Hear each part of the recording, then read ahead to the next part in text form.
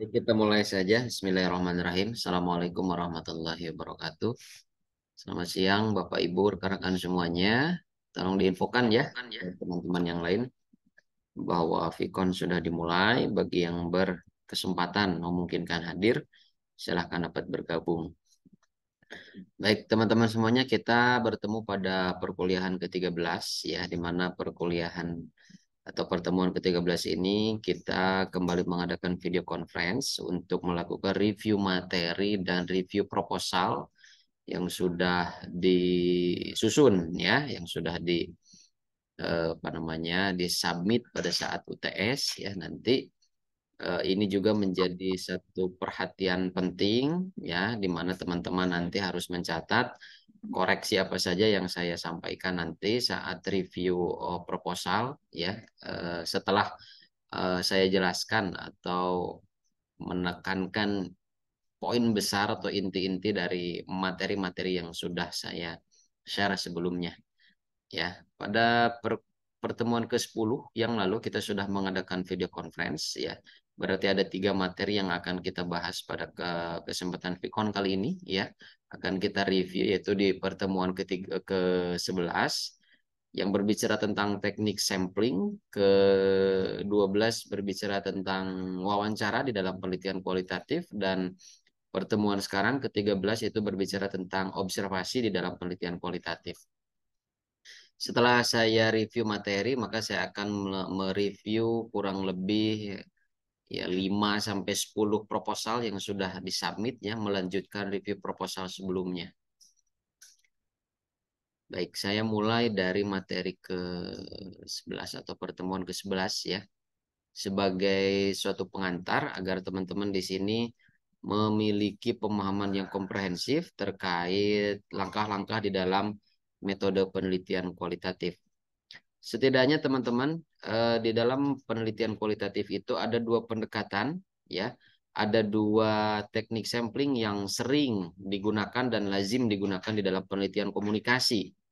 Ya, yang pertama itu teknik snowball sampling, dan yang kedua adalah teknik purposive sampling, gitu ya. Kalau menggunakan metode penelitian kuantitatif itu relatif menggunakan random sampling, gitu ya. Artinya memilih acak, ya, mengacak daripada jumlah responden yang tersebar, gitu ya.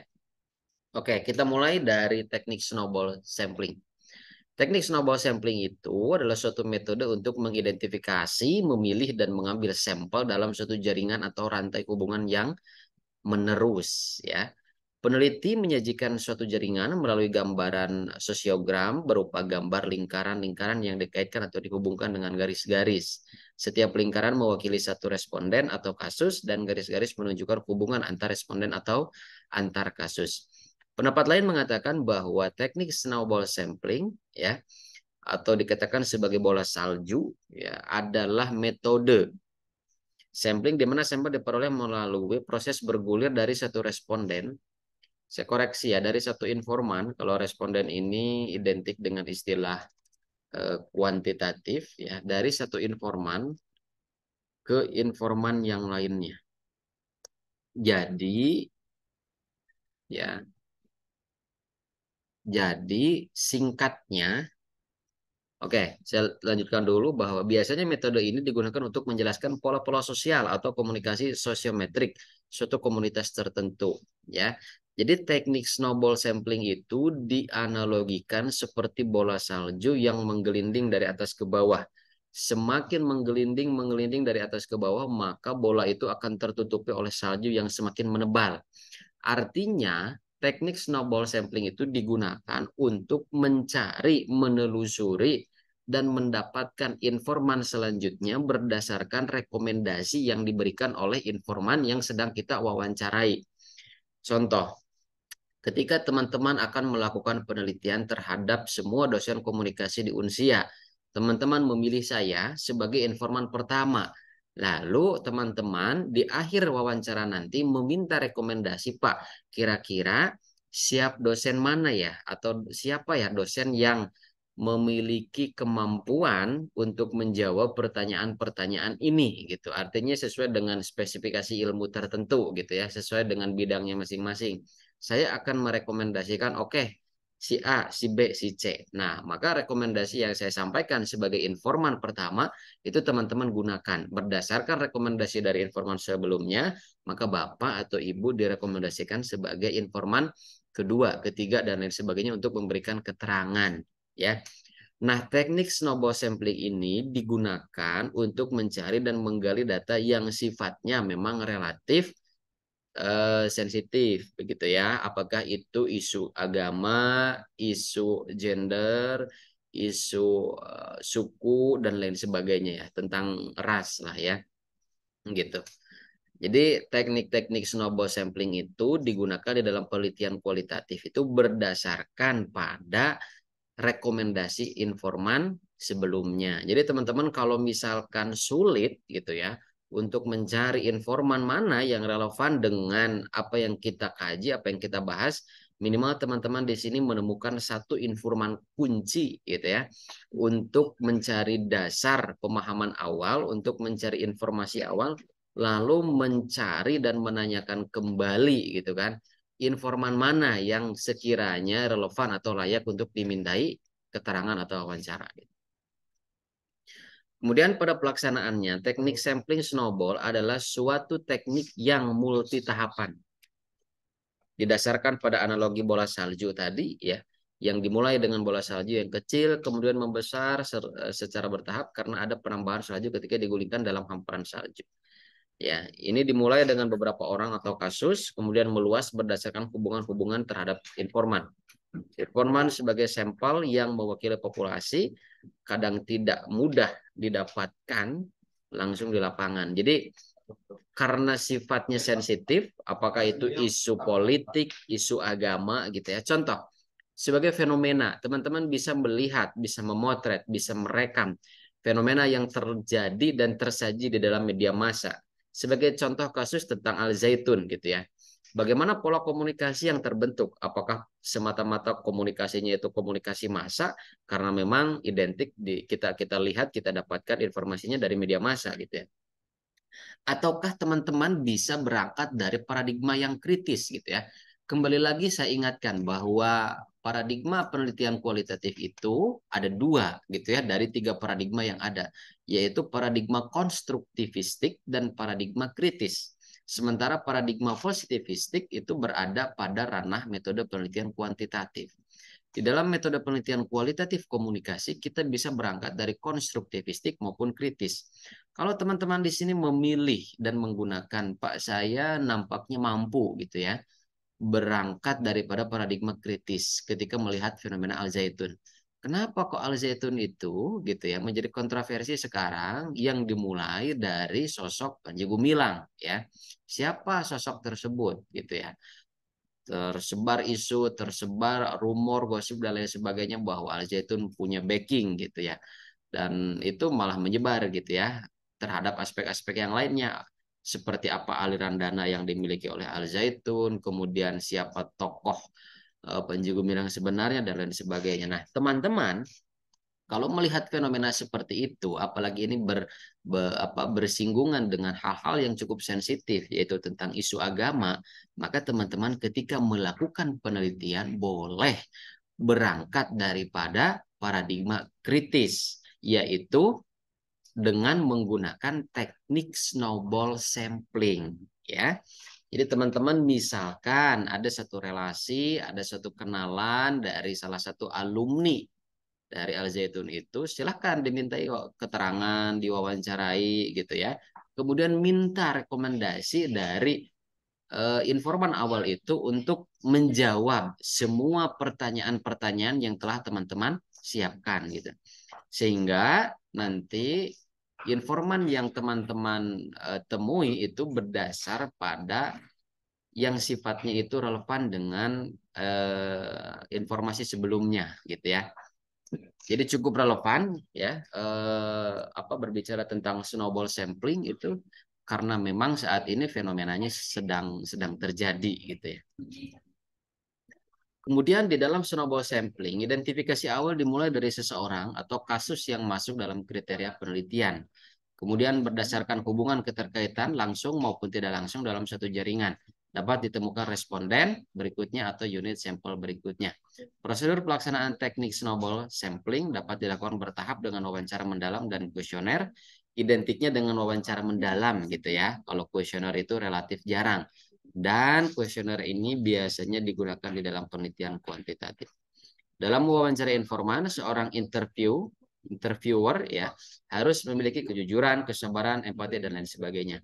Saya kembali mengingatkan bahwa di dalam menentukan sampel ya di dalam penelitian kualitatif itu ada di dalam ranah non probability sampling ya. Di mana non probability sampling itu berasumsi atau mengatakan bahwa tidak semua informan memiliki kesempatan yang sama untuk diwawancarai. Sementara di dalam ranah kuantitatif itu sifatnya probability sampling. Semua orang memiliki kesempatan yang sama untuk dimintai datanya dalam bentuk kuesioner dan lain sebagainya. Jadi penelitian kualitatif ini berangkat daripada non probability sampling. Umumnya wawancara lapangan ini memiliki karakteristik awal dan akhir yang tidak terlihat jelas. Pertanyaan yang diajukan disesuaikan dengan kondisi dan situasi di lapangan. Wawancara lebih banyak bersifat informal dan fleksibel gitu ya. Mengikuti norma yang berlaku pada setting lokal dan lain sebagainya lah gitu. Jadi nanti di pertemuan ke-13 ya nanti kita akan berbicara tentang observasi gitu ya. Ada satu fenomena yang memang tersaji ya informasi yang memang dapat tersaji di dalam media massa gitu ya. Ada satu pernyataan dari Panji Gumilang, kapan MUI sudah melakukan penelitian ke Al Zaitun? Orang tidak pernah ada surat, MUI tidak pernah menginjakan kaki ke Al Zaitun gitu ya. Sementara MUI mengatakan kalau tidak salah dari Kiai Haji Khalil Nafis itu ya bahwa MUI itu sudah melakukan penelitian, sudah observasi ke sana gitu ya dengan nah itu tadi dengan apa dengan diam-diam dengan sembunyi-sembunyi pertanyaannya apakah hal seperti itu memang dibenarkan di dalam kode etik penelitian atau memang kontradiksi dengan apa-apa yang tersaji di dalam penelitian kualitatif gitu ya dengan etikanya. Oke.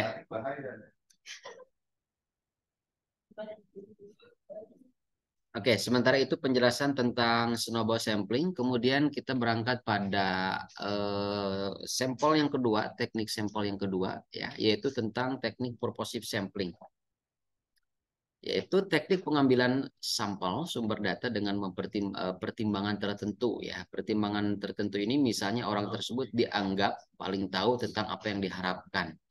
Jadi kalau tadi berbicara tentang snowball sampling, kita menentukan satu informan awal, ya, satu informan utama di awal, sehingga nanti kita meminta rekomendasi dan melakukan wawancara selanjutnya itu berdasarkan rekomendasi informan sebelumnya. Nah, kalau teknik purposive sampling, kita sendiri yang menentukan. Kita peneliti sebagai instrumen utama di dalam mencari, menggali, dan menangkap informasi sesuai apa yang dirumuskan di dalam rumusan masalah, gitu ya. Nah, teknik purposive sampling itu berbicara siapa saja, kelompok mana saja, individu mana saja yang sesuai dengan kriteria yang kita cari, gitu ya, dari segi usia, dari segi pekerjaan, dari segi keahlian dan lain sebagainya. Kekuatan dan kelemahan teknik sampling snowball gitu ya. Nah, ini penjelasannya memang cukup singkat terkait teknik purposive sampling.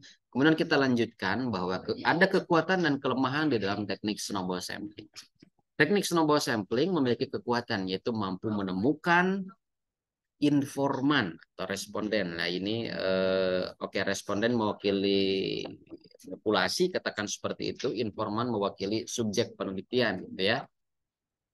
Menemukan informan yang tersembunyi atau sulit ditentukan serta mampu mengungkapkan hal-hal yang spesifik atau yang tabu di dalam dunia sosial. Kalau sekarang sifatnya cukup sensitif, kita masuk ke Al Zaitun ya kita mencari salah satu informan utama gitu ya. Misalkan ada ya tadi saya contohkan ya, ada alumni daripada Al Zaitun, kemudian atau ada pengurus gitu ya, atau ada yang menjadi bagian daripada keluarga Al Zaitun, apakah itu security-nya, apakah itu office boy-nya dan lain sebagainya. Tetapi memang hal-hal yang lain yang harus diperhatikan itu adalah kemampuan menjawab atas pertanyaan-pertanyaan yang kita susun sebelumnya gitu ya. Kalau misalkan ke OB, Office Boy Al Zaitun mampu nggak menjawab gitu ya, tentu itu pun harus dipikirkan gitu. Nah, di dalam memilih informan utamanya juga artinya tidak serampangan gitu ya, tidak asal memilih yang merepresentasikan bagian dari populasi yang kita kaji gitu ya. Kemudian kelemahan daripada teknik snowball sampling ini membutuhkan kemandirian yang tinggi dalam berpikir dan bertindak di lapangan, membutuhkan kreativitas yang tinggi untuk dapat menggunakan atau mengungkapkan sesuatu hal yang sesuai dengan yang diharapkan, membutuhkan kesabaran, sensitivitas, kemampuan sosial, dan rasa empati yang tinggi, dan lain sebagainya. Jadi, kita sebagai instrumen utama gitu ya. Kalau di dalam penelitian kualitatif itu, instrumen utamanya siapa? Instrumen utamanya adalah kita sebagai peneliti. Karena sisi subjektivitas kita masuk ke dalam apa yang kita tulis nanti. Kalau di dalam penelitian kuantitatif, instrumen utamanya adalah kuesioner. Makanya sebelum kuesioner jadi, sebelum kuesioner itu selesai, maka belum bisa melakukan atau mencari data dari kuesioner itu. Ya, adanya di dalam penelitian kuantitatif itu harus selesai di awal baru melakukan pencarian data di lapangan. Kalau kualitatif tidak. Kualitatif itu sifatnya lebih fleksibel, lebih lentur, dan bisa berubah kapanpun dan dimanapun. Dan kita peneliti sebagai instrumen utamanya. Selanjutnya perbedaan populasi dan sampel di dalam penelitian kualitatif ya terdapat perbedaan yang mendasar mengenai penelitian populasi dan sampel. Ya, intinya kalau populasi itu sebaran atau kumpulan informan-informan gitu ya di dalam suatu wilayah, di dalam suatu cakupan, kategori, wilayah atau komunitas katakan seperti itu. Nah, salah atau apa? Informan itu merupakan representasi daripada populasi yang ingin kita cari datanya gitu ya. Tetapi tetap dengan mengusung pada atau berangkat pada konteks non-probability sampling bahwa tidak semua anggota yang ada di dalam populasi ini memiliki peluang yang sama. Kita harus kembali memilah dan memilih berdasarkan keahlian kah, jenis kelamin, usia, gitu ya, profesi dan lain sebagainya. Sampel di dalam penelitian kualitatif juga bukan disebut sampel statistik, tapi sampel teoritis karena tujuan penelitian kualitatif adalah untuk menghasilkan teori, ya. Atau menghasilkan, ya setidaknya tidak belum menghasilkan teori juga adalah untuk menguji teori, gitu ya.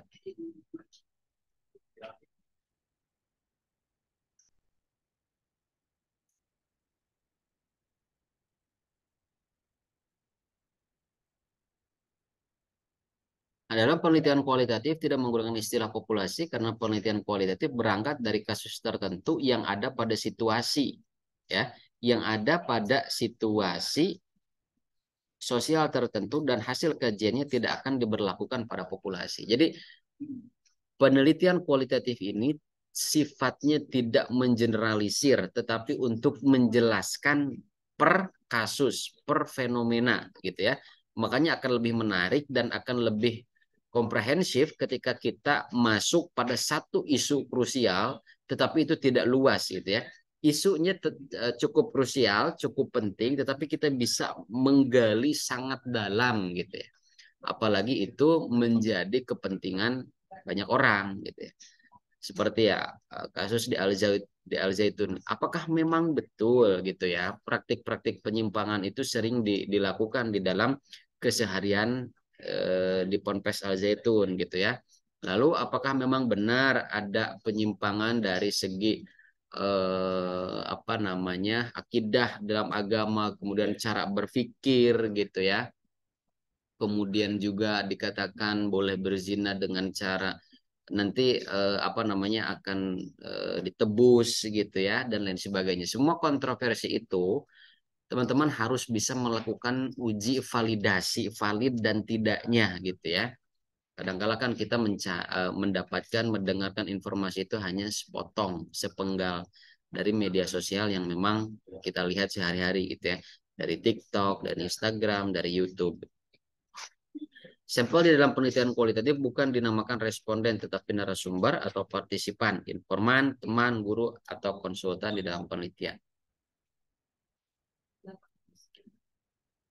Oleh karena itu, subjek penelitian memiliki kedudukan sentral dalam penelitian karena data tentang gejala atau masalah yang diteliti berada pada subjek penelitian. Satuan tertentu yang diperhitungkan ya sebagai subjek penelitian yang dipelajari disebut unit analisis atau unit elementer atau elemen penelitian. Satuan tertentu yang diperhitungkan. Jadi unit analisisnya itu adalah per individu bukan per kelompok. Kalau di dalam khususnya fenomenologi itu kan mencari dan menggali atas fenomena yang dialami secara sadar gitu ya oleh individu-individu di dalam suatu kelompok. Tuh. Itu khususnya di dalam pendekatan fenomenologi. Tetapi kalau kita tidak menggunakan fenomenologi, unit analisisnya bisa individu, bisa kelompok. Artinya bisa personal juga bisa komunal gitu ya. Penentuan sumber data pada penelitian kualitatif dilakukan secara purposif, yaitu ditentukan dengan menyesuaikan pada tujuan penelitian atau tujuan tertentu, gitu ya. Ya ini disesuaikan apakah memang bisa purposive sampling atau dengan snowball sampling. Identiknya itu yang cukup sering digunakan di dalam penelitian kualitatif komunikasi, di dalam komunikasi ya penelitian komunikasi kualitatif. Peneliti dalam melakukan penelitian kualitatif mempelajari secara intensif gitu ya situasi sosial yang terjadi pada objek penelitiannya. Teman-teman mungkin teman-teman mungkin sudah bisa melakukan penelitian dalam langkah yang cukup sederhana gitu ya, yaitu melakukan penelitian dengan pendekatan literatur review. Katakanlah itu tentang fenomena Al-Zaitun gitu ya. Jadi mungkin sudah banyak beberapa penelitian, apakah dari MUI, apakah dari siapapun itulah ya. Kemudian dikumpulkan penelitian-penelitian dalam bentuk jurnal, ya, dalam bentuk skripsi, dalam bentuk tesis. Lalu teman-teman di sini sebagai seorang peneliti dikaji ulang, gitu ya. Atau mungkin tanpa kita melakukan literatur review, teman-teman di sini bisa melakukan penelitian dengan analisis wacana gitu ya. Bagaimana isi dari pesan di dalam sebuah pemberitaan media massa itu menggambarkan apa sih pesan atau makna yang ingin disampaikan kepada publik gitu ya. Apakah memang betul gitu Al-Zaitun ini terindikasi ajaran radikalisme, ajaran sesat dan lain sebagainya. Atau kita berangkat daripada medianya. Bagaimana setiap media melakukan framing, analisis framing terhadap pemberitaan Al-Zaitun gitu ya. Jadi dengan adanya fenomena sekarang ini ya, apalagi teman-teman ini apa namanya di semester 6 ya ini ya. Alangkah baik dan bagus juga gitu ya ketika teman-teman nanti mengangkat isu ini tentang Al-Zaitun dijadikan sebagai salah satu alternatif isu yang akan diangkat di dalam penyusunan skripsi nantinya gitu ya. Isunya cukup hangat, kemudian memiliki krusial, memiliki urgent gitu ya, memiliki kepentingan yang itu sifatnya komunal, kepentingan bersama. Nah, teman-teman menggunakan teknik sampling snowball gitu, snowball sampling gitu ya. Ini sangat menarik untuk kita kaji lebih dalam gitu ya. Kemudian penelitian dapat dilakukan terhadap hanya seorang objek penelitian saja. Jadi satu orang pun boleh ya, satu orang informan itu boleh. Karena penelitian kualitatif itu tidak dibatasi oleh jumlah informan. Ya, ketika 1, 2 orang, 3 orang itu cukup menjawab pertanyaan di dalam rumusan masalah, ya sudah selesai sampai di sana. Hanya saja, apakah memang gitu ya, apakah memang cukup kredibel informan yang kita dapatkan dari satu informan gitu ya. Nah, untuk mengantisipasi gitu ya, hal-hal yang di luar daripada sisi ilmiah gitu kan, karena kalau kita berbicara tentang cara berpikir ilmiah itu harus ada uji validitas, ada uji keabsahan, dan triangulasi lah ya. Itu seminimal-minimalnya 2 orang gitu. Dan kalau ingin lebih ideal gitu ya, teman-teman melakukan wawancara terhadap 4 orang ke atas gitu. Sehingga tanpa disadari itu sudah melakukan triangulasi sumber data. Ada sumber data dari informan A, lalu terkonfirmasi dari informan B, lalu dikuatkan oleh informan C, dan disimpulkan oleh informan D, gitu ya. Itu seideal-idealnya, gitu. Adapun teman-teman melakukan wawancara pada 7, 9, 10 orang boleh, selama pertanyaan di dalam rumusan masalah penelitian kualitatif itu belum terjawab. Ya, jadi tidak ada batasan di dalam menentukan sampel di dalam penelitian kualitatif. Di dalam konteks penelitian kualitatif, penentuan sampel lebih tepat tidak didasarkan pada teknik penarikan sampel peluang. Ya, tadi sudah saya sampaikan bahwa kualitatif itu berangkat daripada non probability sampling, artinya tidak semua informan memiliki kesempatan yang sama. Ya, ada kriteria-kriteria yang khusus gitu ya. Dilihat dari beberapa sisi tadi, usia, jenis kelamin, kedudukan, kemudian profesi, keahlian, dan lain sebagainya, keilmuan ya. Hal ini dapat dipahami karena kekuatan dari penelitian kualitatif terletak pada kekayaan informasi yang dimiliki oleh informan dari kasus yang diteliti dan kemampuan analisis peneliti ya, gitu.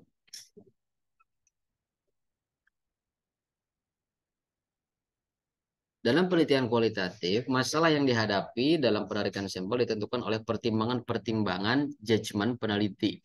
Jadi dapat dikatakan bahwa subjektivitas peneliti di dalam karya, kebetulan ini saya sedang melakukan revisi ya beberapa proposal, tetapi ini milik anak UNAS gitu ya. Ada beberapa proposal kualitatif ya, berbicara tentang strategi komunikasi guru olahraga pada anak berkebutuhan khusus, ada konsep diri dan self discourse customer laki-laki, ada perubahan pola dan lain sebagainya gitu ya. Nah, di dalam penyusunan karya ilmiah dalam bentuk jurnal, skripsi atau tesis, relatif subjektivitas kita itu lebih banyak di dalam hasil penelitian kualitatif dibandingkan dengan karya kuantitatif. Karena kuantitatif itu sifatnya mengeneralisir dan untuk menguji ya ada pengaruh atau tidak, ada dampak atau tidak, ada hubungan atau tidak. Dan biasanya data yang tersaji itu dalam bentuk numerik ya, angka-angka. Sementara di dalam penelitian kualitatif bagaimana kita mengolah, menyajikan informasi dalam bentuk deskripsi atau narasi gitu ya. Tentu itu juga dipengaruhi oleh cara kita berpikir, bagaimana argumen atau opini kita tidak merubah esensi daripada data yang disampaikan oleh informan. Gitu. Kemudian dengan demikian, logika ukuran sampel, banyak sedikitnya ukuran sampel dibatasi atau dihubungkan dengan tujuan penelitian, masalah penelitian, teknik pengumpulan data, dan keberadaan kasus yang kaya akan informasi atau oleh kecukupan informasi. Ya, jadi patokan utamanya adalah kalau saya nanti bertanya atau teman-teman nanti ditanya saat ujian skripsi, di dalam teman-teman menjelaskan kesimpulan, apa fungsi daripada kesimpulan penelitian? Kesimpulan penelitian itu adalah atau berfungsi atau bertujuan untuk menjawab pada rumusan masalah di dalam penelitian gitu kan. Kalau nanti ada ditanya teman-teman apa fungsinya, jadi kesimpulan penelitiannya apa? Lalu kalau kalau hasil atau kesimpulan akhir dari penelitian ini itu untuk apa? Untuk menjawab rumusan masalah dari penelitian itu dibuat gitu ya, rumusan masalah. Karena kan setelah teman-teman menyusun latar belakang, tentunya nanti ada masalah-masalah yang diuraikan, maka timbullah sebuah rumusan masalah. Nah, untuk menjawab itu dilakukan penelitian dan kesimpulannya itu adalah jawaban atas rumusan masalah yang disusun. Ya. Alasan lain, lebih tepatnya sampel non-probability sampling ya dalam penelitian kualitatif adalah adanya ukuran populasi atau parameter yang tidak dapat dihitung, populasi tak terhingga ya, yaitu ukuran populasi yang sudah sedemikian besarnya tidak diketahui di mana keberadaannya atau kondisi karakteristik elemen populasinya tidak dapat diidentifikasi dengan jelas sehingga sudah dan atau tidak bias dihitung. Jadi ini memang masih menggunakan apa namanya beberapa istilah kuantitatif ya. Saya izin nanti untuk memperbaiki ulang atau merevisinya. Tapi intinya bahwa penelitian kualitatif itu berangkat daripada non probability sampling. Tadi saya sudah jelaskan. Ya, kalau probability sampling mensyaratkan pemilihan sampel dilakukan secara acak dan dilakukan secara objektif. Jadi ini identiknya dengan pemilihan sampel di dalam penelitian kuantitatif. Oke, ada yang ingin ditanyakan dari sampel terkait teknik sampling di dalam penelitian kualitatif? Pertama tadi tentang snowball sampling seperti bola salju, artinya kita mencari informan kedua, ketiga, dan selanjutnya berdasarkan rekomendasi daripada informan sebelumnya. Kalau purposive sampling kita yang menentukan sendiri karakteristiknya, usia, lokasi gitu ya, dan lain sebagainya.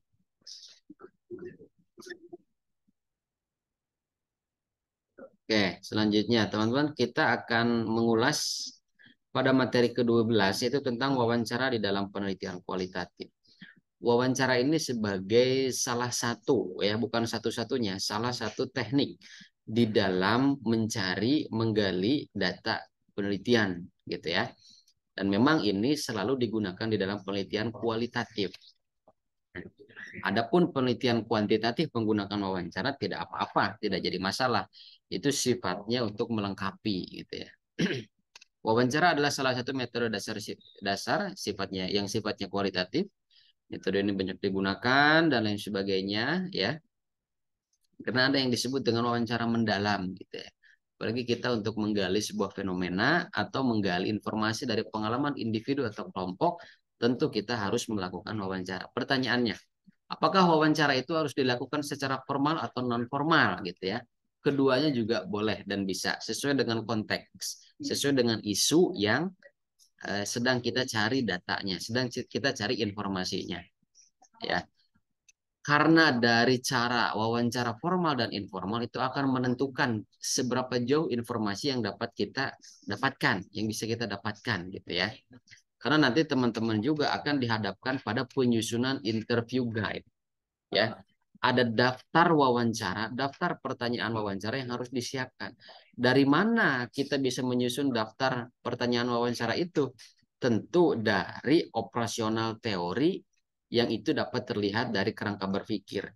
Di dalam kerangka berpikir itu ada masalah, kemudian dari masalah itu bagaimana turunan ke bawahnya, pemecahan masalahnya, ya ada grand teorinya, lalu dari grand teori itu bagaimana teori itu dapat bekerja untuk memecahkan masalah ini. Nah, tentu akan dijelaskan. Nah, dari teori itulah kita bisa menyusun daftar pertanyaan gitu. Makanya pemilihan teori itu tidak boleh sembarangan ya di dalam melakukan sebuah penelitian. Nah, dikatakan juga bahwa sebetulnya alat di dalam penggunaan metode kualitatif adalah orang yang melakukannya. Untuk itu diperlukan kriteria-kriteria tertentu bahwa kita sebagai peneliti sebagai instrumen utama gitu ya. Ya oke lah kita mempersiapkan adanya interview guide gitu ya, poin-poin besarnya. Tetapi tidak mesti juga gitu kan kita terpaku, terfokus pada pertanyaan-pertanyaan yang sifatnya sangat kaku gitu ya. Apakah Anda pernah, apakah Ibu pernah, apakah saudara pernah gitu. Wawancara yang baik itu wawancara yang mengalir seperti kita ngobrol gitu ya. Dan itu setting waktunya silakan disetting senatural mungkin. Apakah mau di warung, di warkop gitu ya, atau di kafe ataupun di mana saja gitu. Dan pertanyaannya mengalir gitu seperti orang ngobrol.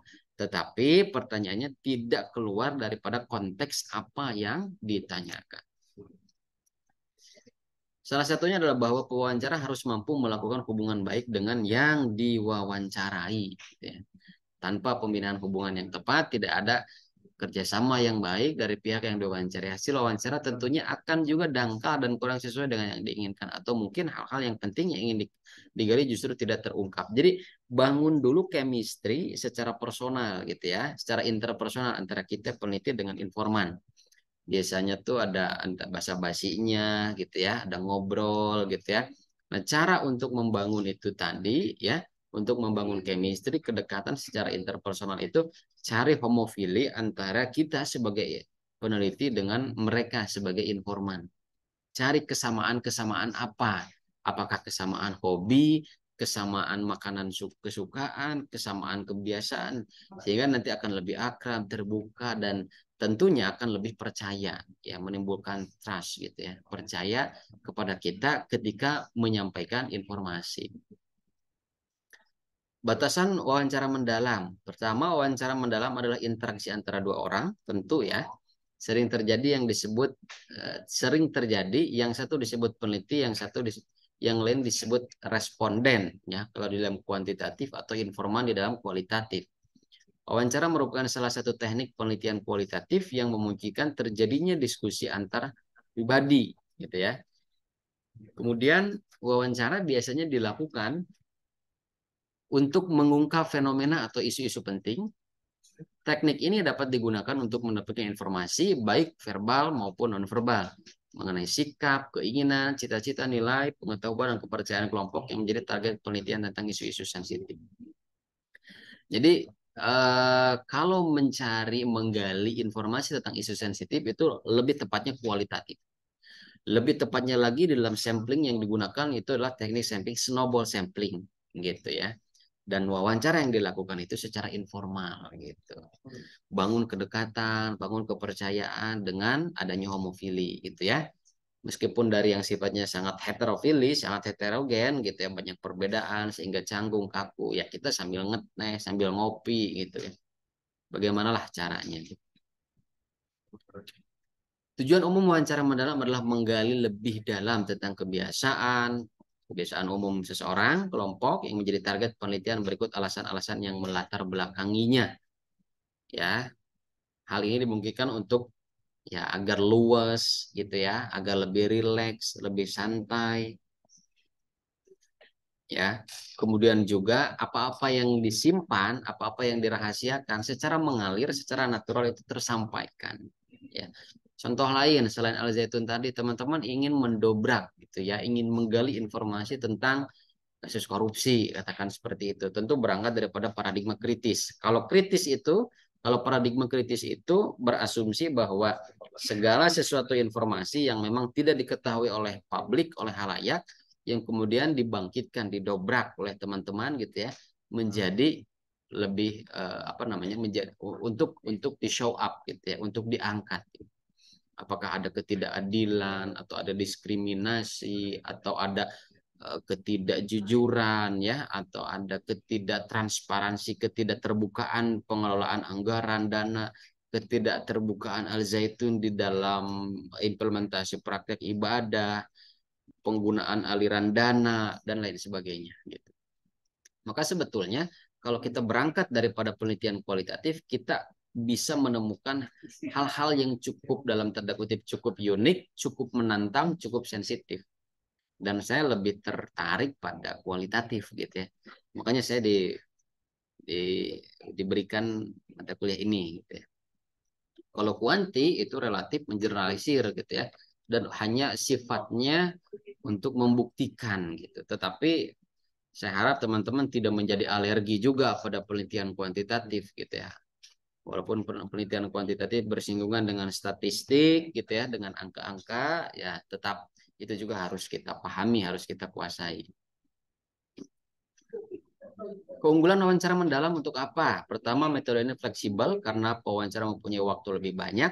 Kita bisa menyesuaikan. Biasanya kalau saya dulu itu menyesuaikan waktu informan, ya, menyesuaikan waktu informan. Atau dulu saya melakukan penelitian di Gunung Kidul itu saya minta rekomendasi daripada ketua dusunnya melakukan penelitian kepada masyarakatnya.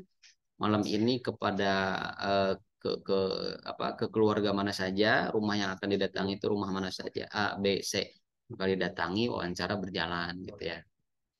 Pengamatan terhadap responden. Kita bisa melakukan konfirmasi. Apa yang disampaikan sesuai tidak dengan apa yang terlihat di dalam bentuk nonverbal. Kadang-kala apa namanya suatu penelitian mengatakan bahwa pesan nonverbal itu relatif lebih jujur daripada pesan verbal. Ya, kalau seseorang mengatakan enak, ya, tetapi dengan ekspresi cemberut, apakah memang betul enak, gitu ya?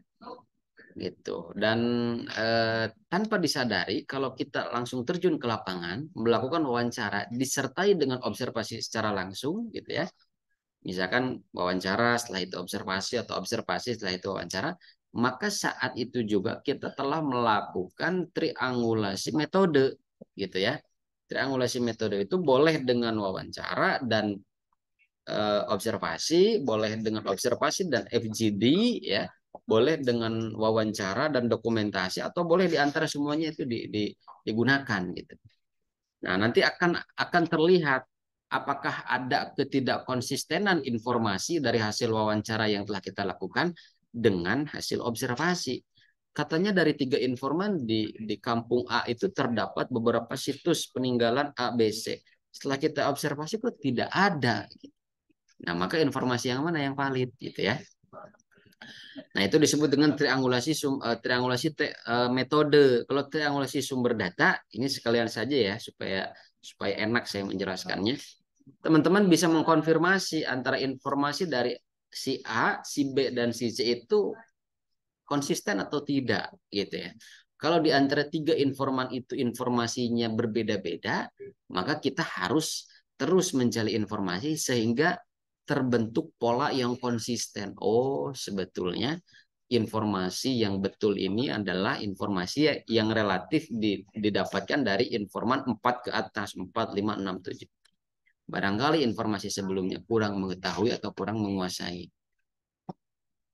Situasi wawancara memberi kesempatan pewawancara untuk bertanya dan mengarahkan pertanyaan mulai kontak pribadi dengan responden atau informan ya.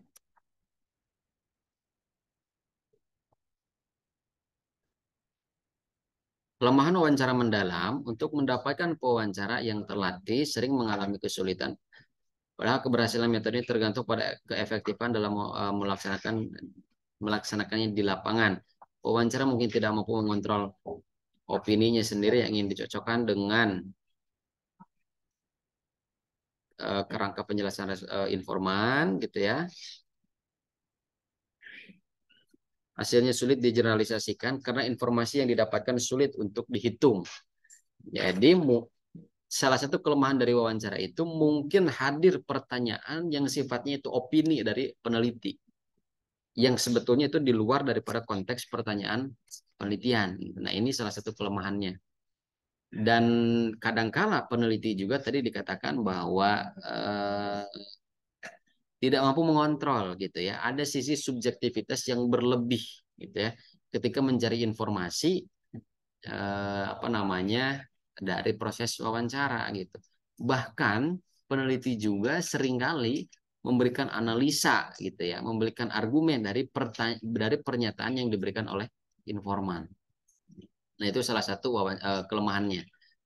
Sebaiknya ketika kita mengajukan pertanyaan dengan rileks, dengan bahasa yang cukup luas, yang non formal gitu, maka tugas kita adalah untuk menyerap, mendengarkan, mencatat, bila perlu, kemudian merekam gitu ya.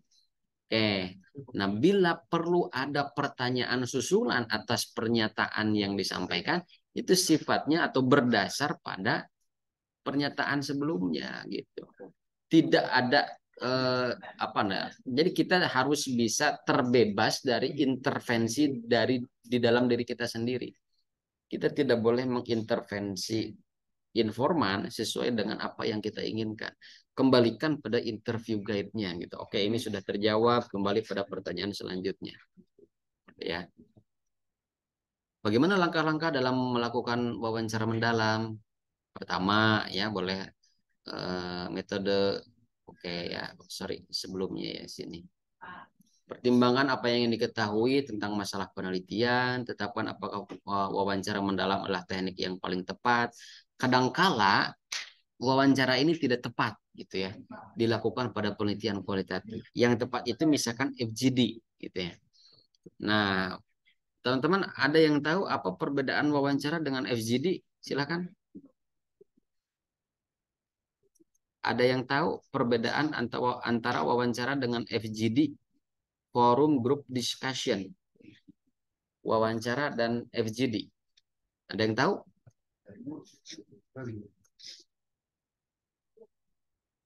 Silakan. Halo?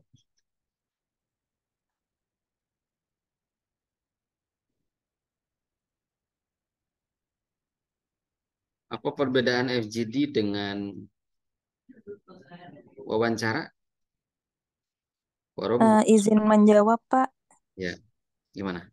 Kalau wawancara tuh biasanya yang sering dilakukan hanya tertuju pada satu orang. Hmm? Kalau misalnya forum group discussion tuh bisa lebih dari satu orang, jadi lebih ke diskusi banyak pemikiran gitu, Pak. Oke, salah satunya itu ya dilihat dari komposisi informan yang memang terlibat pada pelaksanaan FGD dan wawancara. Selain itu Iya. kira-kira ada lagi nggak Mbak Anggita? Hmm, kalau wawancara lebih lebih bisa menggali ke sumber informasinya kan hanya di satu orang gitu. Lebih bisa menggali Wawancara. lebih dalam sih kalau Mhm. wawancara Kalau menurut saya. FGD, Kalau FGD karena orangnya banyak, jadi nggak terlalu mendalam, lebih ke superficialnya aja, lebih ke di luarnya gitu. oke, siap. Oke, terima kasih ya Pak Anggita ya. Ada yang lain? Silakan, ada Mas Atfal tadi boleh memberikan jawaban apa perbedaan wawancara dengan FGD atau yang lainnya. Selamat Silakan. Gimana, malam. Mas Atfal? Ya, gimana? Eh, untuk FP sendiri, menurut saya itu melibatkan sekelompok orang ya, Pak ya. Seperti sebelumnya yang sudah dijelaskan, kurang lebih biasanya mungkin sekitar 5 atau 10 orang.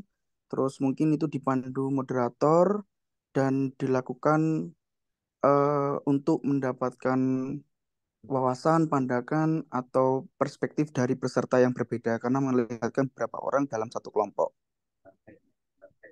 Oke, terus? Terus untuk bicara sendiri melibatkan interaksi satu lawan antara pewawancara dan responden. Jadi satu orang melawan satu orang dan memungkinkan mendapatkan informasi yang lebih rinci, detail, mendalam tentang apa yang diwawancari seperti persepsi, pengalaman, dan pandangan dari responden tersebut. Seperti itu sih, Pak. Baik, terima kasih Mas Atfal dan Mbak Anggita ya. Sudah cukup dari dua orang saja bahwa betul tadi yang disampaikan ya, tapi saya lengkapi bahwa ada apa ya, ada kekurangan, ada kelemahan atau kelebihannya masing-masing gitu ya daripada wawancara dan FGD gitu.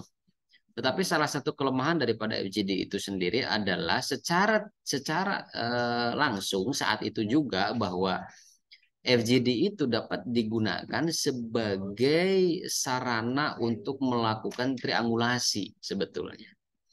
Kalau wawancara itu dilakukan satu orang di satu tempat dan satu waktu yang berbeda, lalu kita akan melakukan konfirmasi terhadap informan lain, tentunya di waktu dan tempat yang berbeda, gitu ya. Itu relatif dari segi efektivitasnya, dari segi efektif apa waktu efek apa singkat dan tidaknya, efektif dan tidaknya. Itu kita harus apa namanya eh, me, apa menyesuaikan ya atau menarik kesimpulan daripada hasil konfirmasi antara individu satu dengan individu yang lainnya, informan satu dengan informan yang lainnya gitu ya, gitu. Jadi proses triangulasi sumber data saat wawancara itu tidak bisa dilakukan saat itu juga. Kalau di dalam FGD memang betul tadi ya pelaksanaannya ada satu moderator, kemudian ada 3, 4, 5 informan yang memang kita sudah persiapkan secara purposive sampling tadi gitu ya. Lalu kalau untuk mencari data biasanya di dalam FGD itu kita melemparkan satu isu. Ya, tentu isu itu yang menjadi permasalahan penelitian, satu isu. Silakan ya, dengan isu itu ajukan satu pertanyaan, lalu dari informan A, B, C, D dan lain sebagainya itu akan akan memberikan jawaban, pandangan, argumen, analisa ya dan lain sebagainya. Kalau di dalam teknik wawancara itu relatif kita peneliti yang aktif untuk bertanya. Ya, kalau di dalam FGD itu kita biasanya hanya melemparkan isu dan melemparkan satu dua pertanyaan, selebihnya biarkan mereka berdiskusi. Lalu kita melihat, gitu ya, kita mengamati. Oh, ya pola pola jawaban yang terbentuk ini seperti ini gitu ya. Apakah dari dari beberapa informan di dalam FGD itu saling menguatkan antara satu pendapat atau saling melemahkan gitu ya. Maka itu tinggal ditarik kesimpulan oleh kita sebagai peneliti gitu ya. Nah, tadi dikatakan juga bahwa di dalam proses FGD itu memiliki kelebihan yaitu dapat digunakan secara langsung saat itu juga untuk triangulasi sumber data. Oke, menurut informan A setuju, B, C, D dan lain sebagainya, informan 1 sampai informan 5 setuju, maka sudah valid ya informasinya. Berbeda dengan wawancara, kita memang relatif dituntut untuk lebih mandiri, untuk lebih telaten, dan harus meluangkan waktu yang lebih banyak lagi. Tetapi kelebihannya juga adalah mendapatkan informasi yang sedetail mungkin, informasi yang cukup mendalam gitu ya.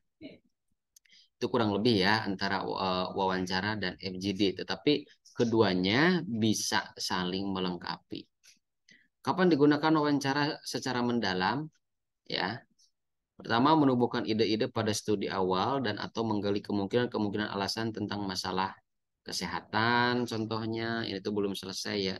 Kesehatan, masalah agama, ya. Kemudian masalah budaya dan lain-lain.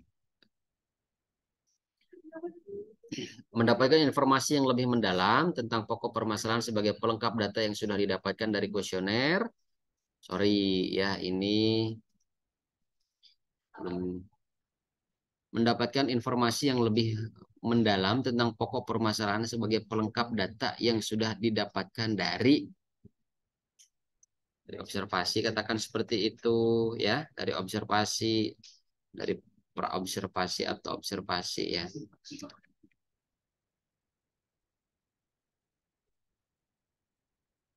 Kemudian merencanakan intervensi bila waktu survei terbatas.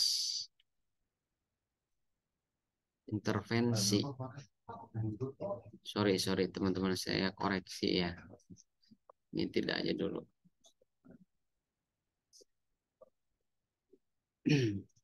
Nah, wawancara ini tepat ya bila digunakan saat interaksi kelompok ya. Kemudian topiknya sangat sensitif ya. Tadi sudah saya jelaskan, sudah saya beri contoh. Sangat perlu untuk mengetahui dan mengerti bagaimana sikap atau perilaku berkaitan dengan pola individual ya, pola interaksi atau pola kelompok, pola komunitas gitu ya. Informan secara geografis terpencil dan sulit untuk dikumpulkan gitu. Bisa menggunakan dengan apa namanya tadi itu snowball sampling gitu ya.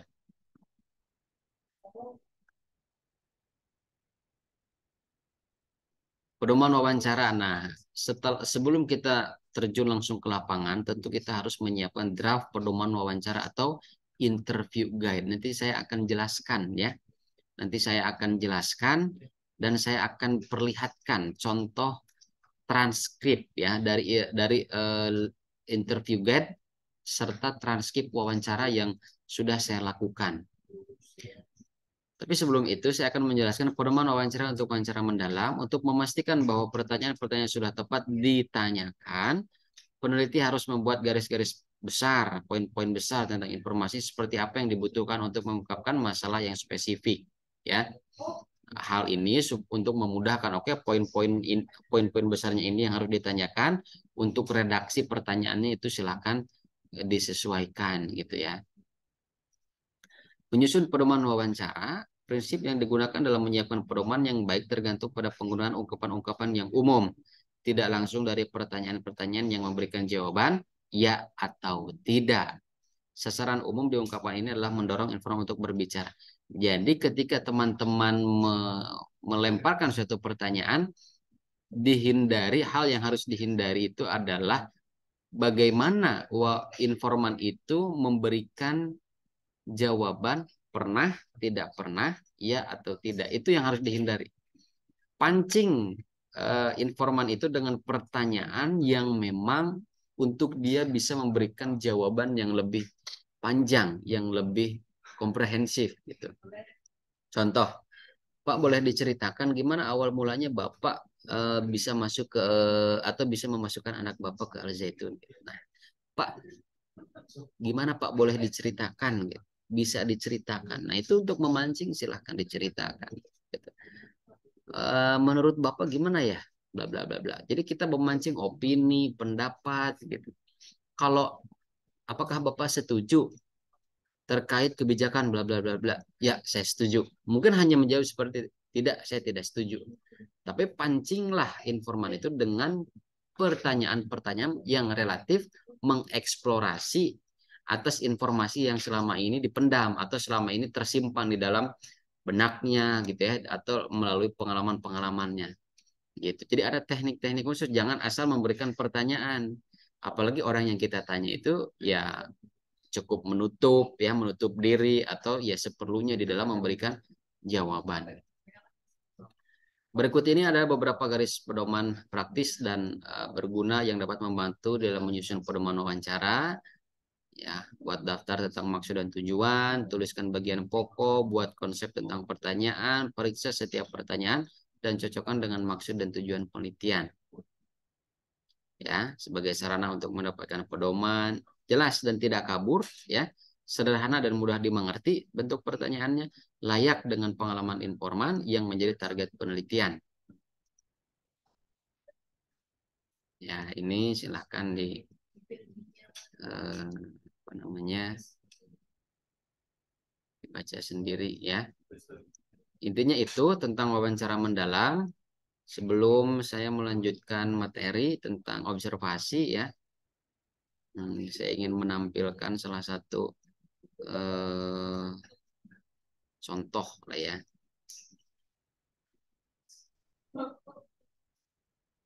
Kalau ada yang ingin ditanyakan silakan.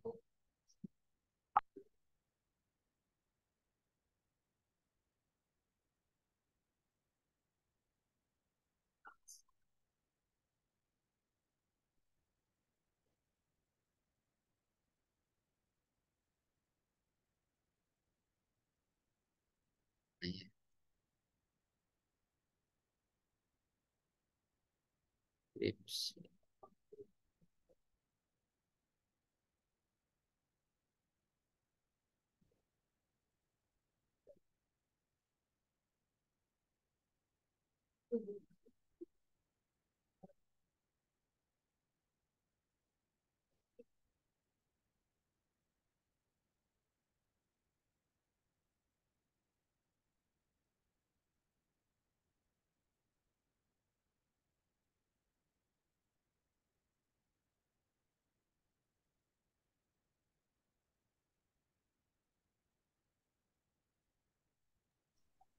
Pak Isan. Ya. Halo, silakan. Pak, Kak, kalau dalam proses wawancara dengan pendekatan metodologi penelitian kualitatif, dalam proses wawancara itu kan kita sumber informan yang kita dalami itu melalui proses teori undercover. Apakah nanti hasilnya bisa disajikan dalam proses laporan penelitian itu, Pak? Bisa, Pak. Maksudnya gimana ya? Teori undercover itu gimana, Pak? Wawancara. Misalnya kan kita akan misalnya judul penelitian terkait dengan di tempat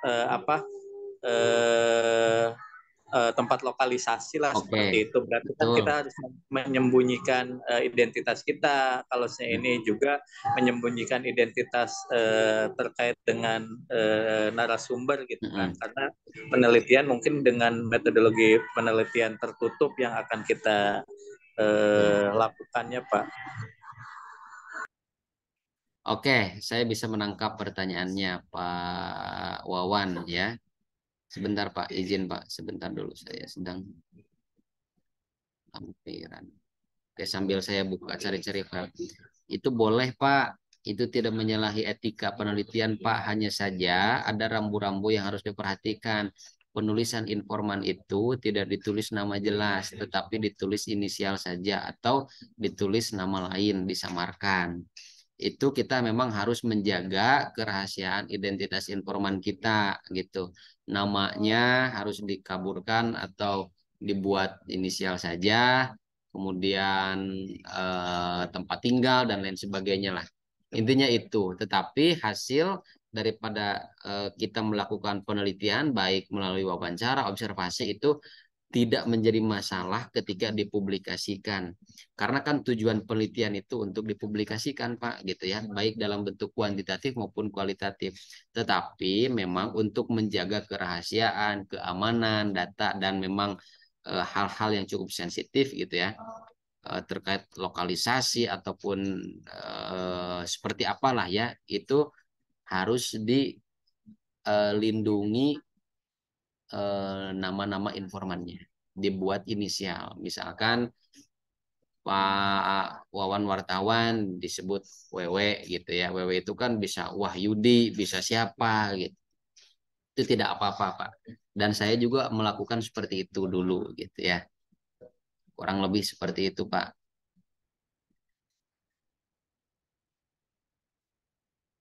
Jadi memang di dalam sebentar ini kok. Nah, oke, saya ingin memberikan ya teman-teman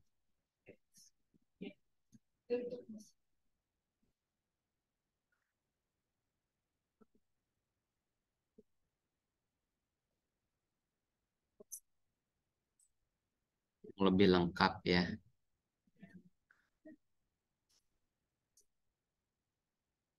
Ini salah satu contoh interview guide ya.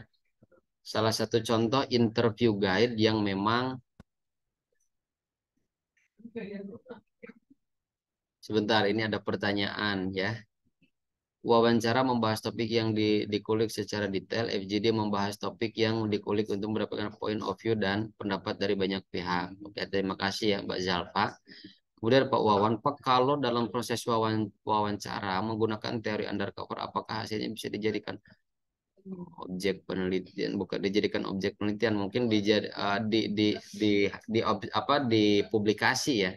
Jadi teman-teman, Bapak Ibu semuanya, dengan cara apapun terkait isu sensitif apapun itu boleh untuk dipublikasikan, tidak ada larangan untuk dipublikasikan, tetapi memang ada etika tersendiri, ada etika-etikanya gitu ya. Idealnya seperti ini. Ketika kita sudah sedang mewawancarai, apalagi memang eh, tidak cukup tidak cukup apa namanya, baik itu sensitif maupun tidak sensitif ya.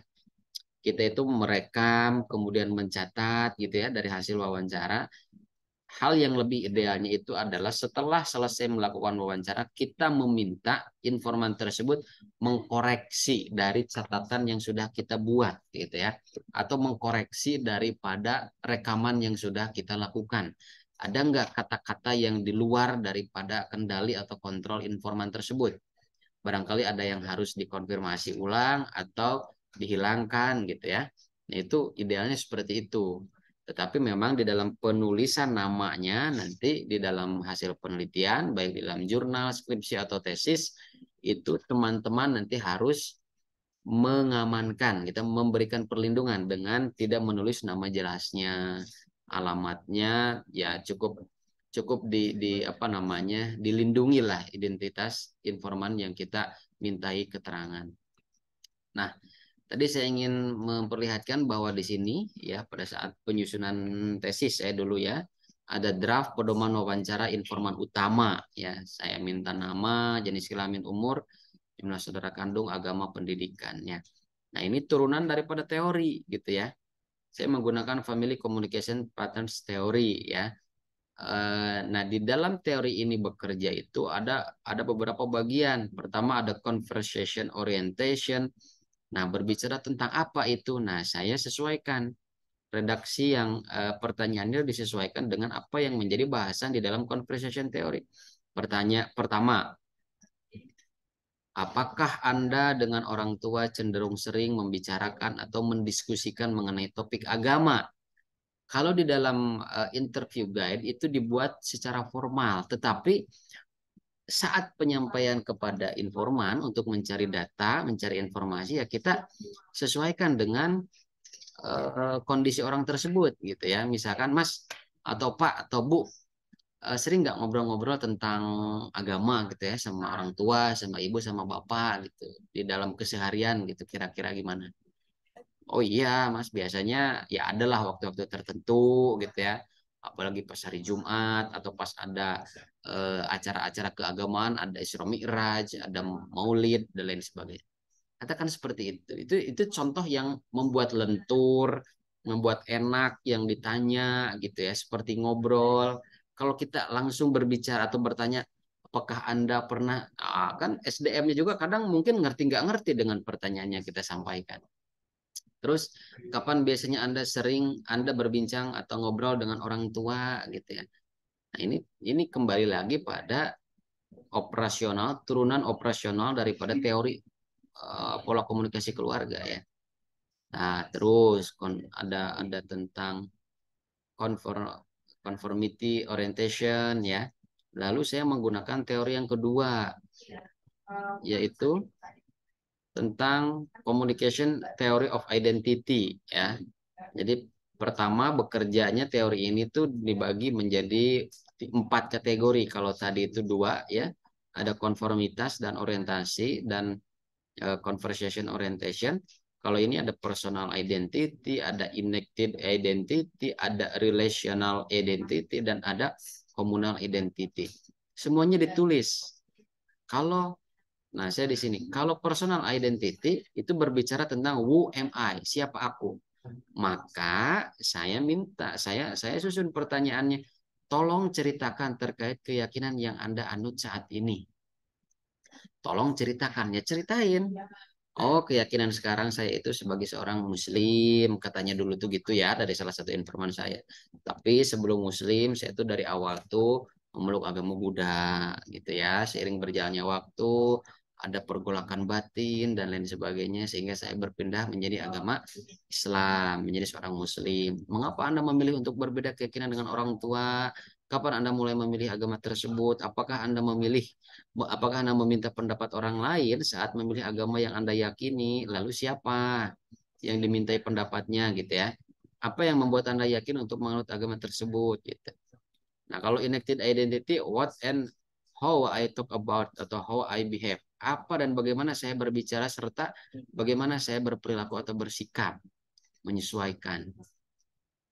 Nah, setelah itu teman-teman ya. Nah, ini draft pedoman wawancara pada orang tua informan. Saya bedakan pertanyaannya. Kalau tadi, kalau ini pada orang tua informan, ya. Kalau tadi pada informan utama. Nah, ini.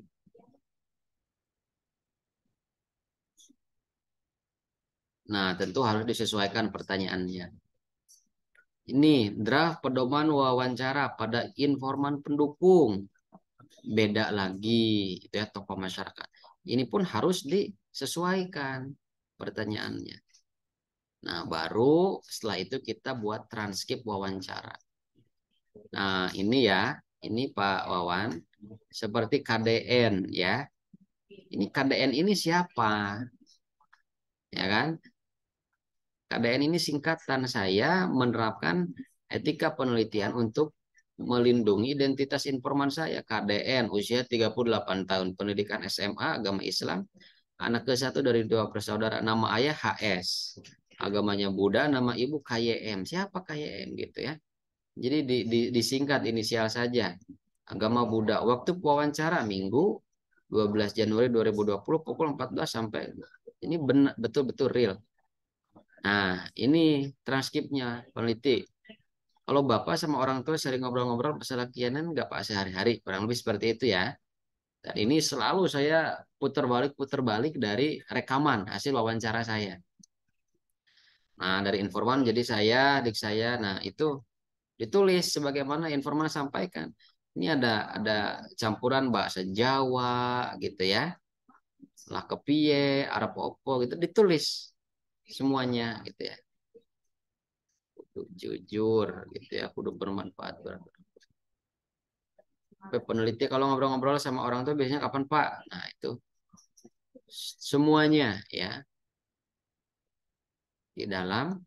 Nah, ini informan kedua, SPO 32 tahun ya. Nah, ini pun sampai 63 halaman untuk menyusun transkrip wawancara saja. Begitu ya, teman-teman semuanya. Jadi itu gambaran daripada interview guide dan transkrip wawancara yang harus teman-teman pahami gitu ya, minimal tahu gitu ya. Kalau tidak tidak menguasainya juga. Oke teman-teman, ini karena memang keterbatasan waktu dan saya juga belum sholat gitu ya. Nampaknya untuk review proposal akan kita lanjutkan di Vicon selanjutnya saja ya. Dan satu materi lagi tentang observasi ya.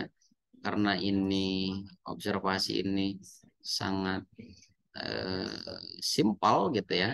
Saya ingin menegaskan saja bahwa observasi itu terdiri dari 3 bagian. Pertama, observasi partisipatif. Yang kedua, observasi terus terang dan tersamar. Yang ketiga, observasi tak terstruktur. Kalau observasi partisipatif itu kita terlibat dalam keseharian seseorang, terlibat dalam keseharian kelompok orang. Gitu ya. Jadi terlihat, oh kita sedang observasi orang-orang di sekitar kita tuh paham dan mengerti bahwa kita sedang melakukan observasi. Kalau observasi tersamar gitu ya, itu tuh kita diam-diam mengamati, diam-diam mencari informasi gitu ya. Padahal kita sedang mencari informasi, melakukan observasi yang tersamar gitu ya. Kalau observasi tak terstruktur itu biasanya dilakukan pada saat pra-research gitu ya. Ya, ada observasi partisipatif tadi ya, kemudian ada observasi terus terang ya. Sejak awal hingga akhir subjek mengetahui jika sedang diamati gitu ya. Ada pada suatu saat peneliti harus berterus terang ya atau tersamar untuk menghindari suatu data yang dicari merupakan data yang rahasia. Ada situasi kondisi yang memang kita harus sembunyi-sembunyi gitu. Kalau misalkan kita mau cari tahu tentang benar tidaknya gitu ya kesesatan yang ada di dalam Al-Zaitun ya kita melakukan observasi secara tersamar gitu ya supaya datanya otentik, datanya jelas, original gitu ya. Tidak dibuat-buat gitu. Itu melalui pengamatan observasi tersamar. Objek observasi itu dilihat dari tempat, dari aktor atau subjek penelitian, dan dari aktivitasnya. Benar nggak aktivitas di Al Zaitun ini seperti itu gitu ya? Ada cuci otak katanya ya, ada paham-paham yang berbeda gitu ya, ada paham-paham radikalisme gitu. Nah ini ya dari turunan daripada tempat, aktor dan aktivitas. Tempatnya berbicara ruang dalam aspek fisik, aktornya semua orang yang terlibat, orang-orang yang kita observasi, objeknya seperangkat kegiatan yang dilakukan, yaitu terkait masalah ya, kegiatan atau perbuatan atau tindakan tertentu, rangkaian aktivitas yang dikerjakan, urutan kegiatan ya, tujuannya yang dicapai sampai emosi yang dirasakan dan diekspresikan. Ya, ini cukup simpel lah ya, karena ada 14 slide. Itu saja teman-teman untuk pertemuan kali ini ya. Mungkin tadi saya sudah berikan contoh ya tentang interview guide dan transkrip wawancara. Kita lanjutkan untuk review proposal pada Vicon selanjutnya gitu ya, menjelang UAS nanti. Sebelum itu saya ingin apa ya, mengabsenkan.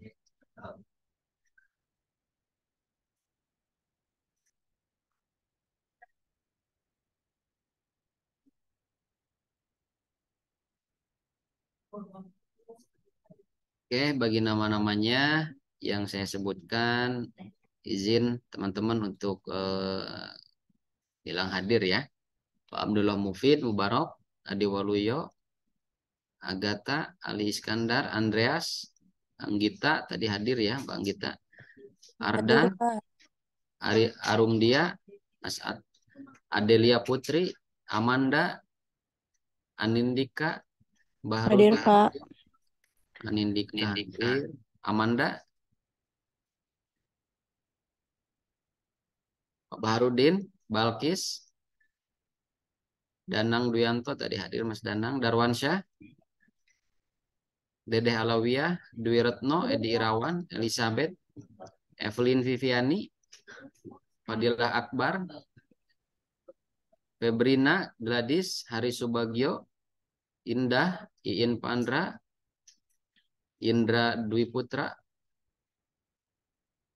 Juli Tamrin, Korifa, Kusuma Dani, Leonardo, Melani, Muhammad Reza, Mustafa. Hadir, Pak. Baik.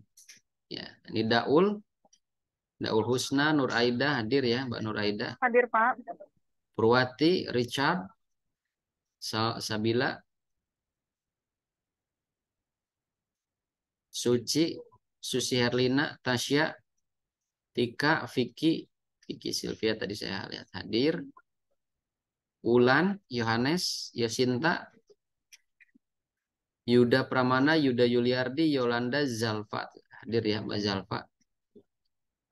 Video hadir ya, Pak. Siap, Pak Widyo ya. Tadi Dedeh Alawiyah hadir ya.